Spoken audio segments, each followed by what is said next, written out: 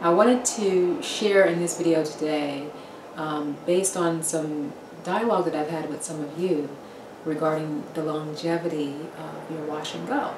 A number of you do like to wear the wash and go because it is a fun technique and it's a fun hairstyle, but you're not getting the distance with your hair that you're looking for. I wanted to show you, because I just uploaded the wash and go, my updated wash routine and my wash and go technique. I wanted to share with you what my hair looks like just before I wash it. So you've seen how it came out initially, you've seen it in a couple of days, and now what you're seeing is 10 days from the day that I washed it.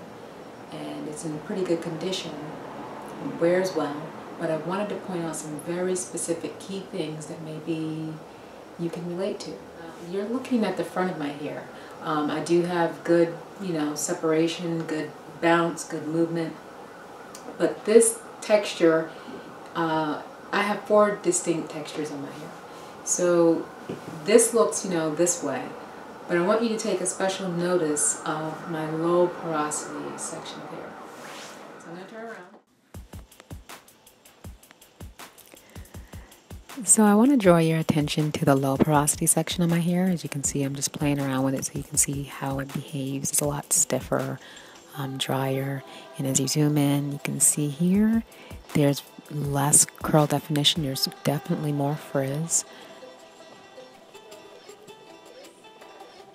And underneath there is a 1-inch fro that just does not curl. I was trying to separate here to show you, but because of the way that I laid it down, you really can't tell how much of a fro it is. Sorry about that. But it's definitely puffy, definitely dry, and less curl definition. And then underneath, this is the fine section that after 10 days loses any curl. And those flakes are not dandruff. They're actually from me scratching my scalp.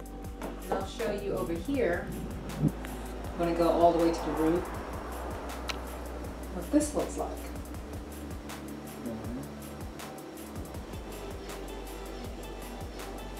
And then over here, this section, all the way to the root. Can you see?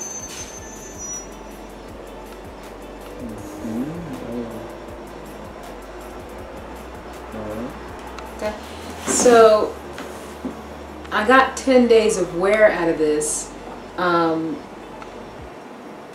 this is the way it looks in the different areas. So if you are wearing your wash and go and you are noticing that after a couple of days it starts to get puffier, it could be an indication just, that area of your hair does not retain as much moisture.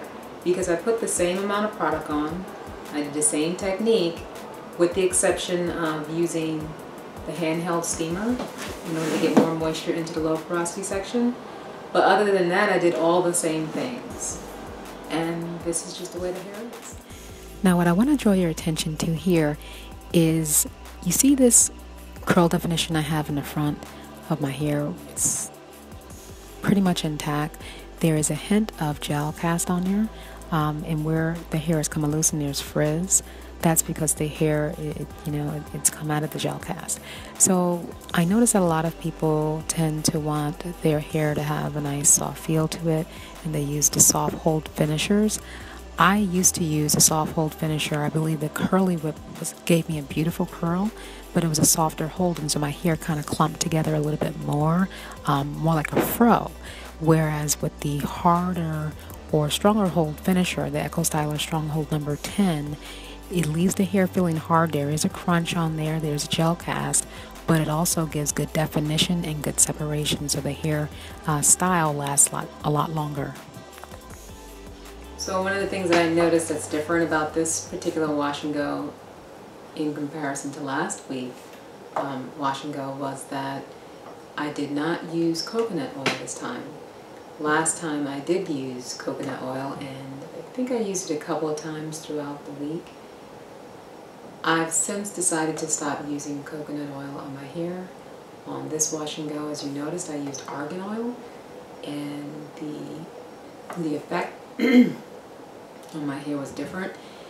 And so I'm wondering if, as you are working with your wash and go, if you notice, if you were to remove a particular product or add a particular product, if you see a difference in your ability, your hair's ability to retain the moisture, or your hair's ability to stay soft, to remain soft. Because my hair really felt my hair really felt hard, you know, with the coconut oil. Whereas now with the argan oil, it feels soft. So our hair is, you know, it's going to respond differently to different oils and to different different products. So it's really about monitoring your hair and seeing, you know, what the effects are using different products with the same technique, or using different technique with the same products, and just mix it up gradually so you can start to see where there may be something that you like better about that combination as opposed to a previous combination, like I did with mine.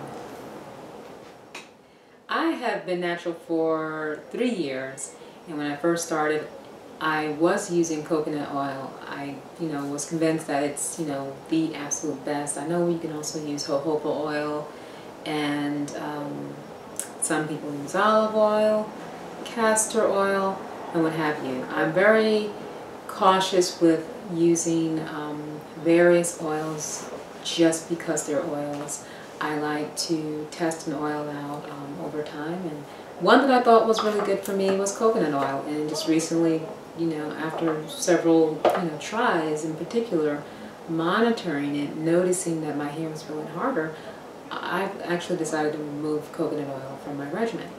And I just started using the argan oil. Now, I'm not saying that argan oil is the best oil, but I made that decision and tested it out and noticed that it works so much better for my hair, and one wash later, my hair feels so much better.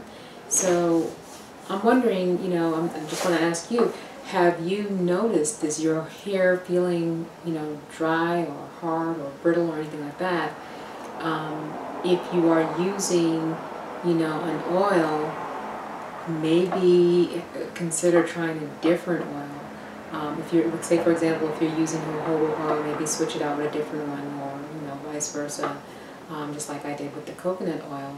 And just to see, you know, because you never know. I know some people have had some issues with grapeseed oil as well. So just, our hair is very temperamental. It's unique to our own heads, so you never know what's going to work better for you, and you don't necessarily know until you experience it which oils may not be working for you. So have any of you experienced, you know that with coconut oil or any other oils on your hair, making it feel harder, or actually the reverse?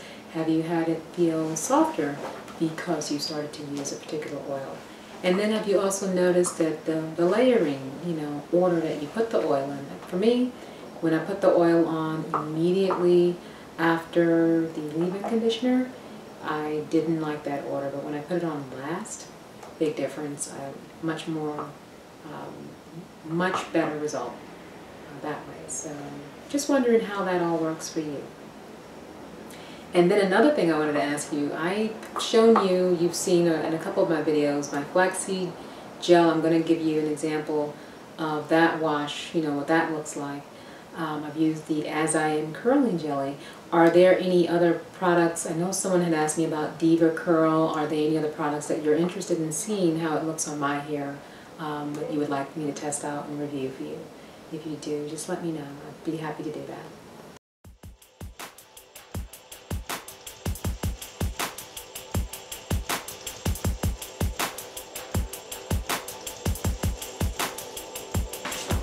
Probably didn't get the left side because I... Oh, I wasn't recording. Hmm? You realized I wasn't recording. Are you joking? Yeah. I'm working. Keeping a serious face. There's no such thing as a serious face. It's a good face or a bad face. A serious face and a good face. Can you just please be my videographer, please? That's Come on. not being a good videographer. Alright, now, for the front section. Oh yeah, I wanted to show this to you. This is how the front looks. And are you zoomed in? How tight is this? No, you're good. How tight is that? What's in the frame? Show me, should I go up? The beginning Oh, of your elbow arch part. This is in the frame? The beginning of the So I want it to be, okay, so you got the establishing shot. Can you go in tight? I want to show them.